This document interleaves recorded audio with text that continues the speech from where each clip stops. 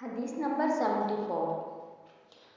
اللہ تعالیٰ کا ارشاد ہے جو حضرت موسیٰ علیہ السلام کا قول ہے، کیا میں تمہارے ساتھ چلوں اس شرط پہ کہ تم مجھے اپنے علم سے کچھ سکھاؤ۔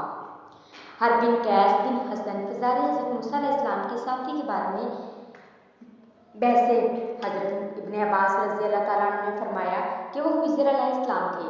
پھر ان کے پاس سے ابی بن کعب گزرے تو عبداللہ بن عباس رضی اللہ تعالیٰ عنہ نے انہیں بلایا اور کہا کہ میں اور میرے یہ رفیق موسیٰ علیہ السلام کے اس ساتھی کے بارے میں بحث کر رہے ہیں جس سے انہوں نے ملاقات چاہی تھی، کیا آپ نے رسول اللہ صلی اللہ علیہ وآلہ وسلم سے اس کے بارے میں کچھ ذکر سنا ہے؟ انہوں نے کہا ہاں، میں نے اللہ اور اس کے رسول صلی اللہ علیہ وسلم کو یہ فرماتے ہوئے سنا ہے۔ ایک دن حضرت موسیٰ علیہ السلام بنی اسرائیل کی ایک جماعت میں بیٹھے ہوئے تھے کہ اتنے میں ایک شخص آیا، اس نے آپ سے پوچھا کیا آپ جانتے ہیں کہ دنیا میں کوئی آپ سے بڑھ کر عالم موجود ہے؟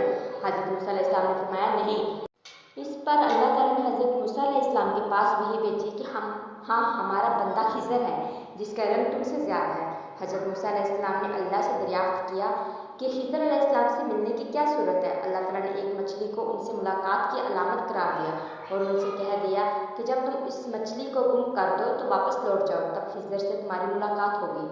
تب موسیٰ علیہ السلام چلے اور دریا میں مچھلی کی علامت تلاش کرتے رہے۔ اس وقت ان کے ساتھی نے کہا جب ہم پتھر کے پاس تھے کیا آپ نے دیکھا تھا؟ میں نے اس وقت مچھلی کا کہنا بھول گیا اور شیطان ہی نے مجھے اس کا ذکر بھلا دیا۔ موسیٰ علیہ السلام نے کہا اس مقام کی ہمیں تلاش تھی۔ تب وہ اپنے نشانات قدم پر پچھلے پاؤں باتیں کرتے ہوئے لوٹے، وہاں انہوں نے حضرت خضر علیہ السلام کو پایا۔ پھر ان کا وہی قصہ ہے جو اللہ تعالیٰ نے اپنی قرآن پاک اپنی کتاب قرآن میں بیان کیا ہے۔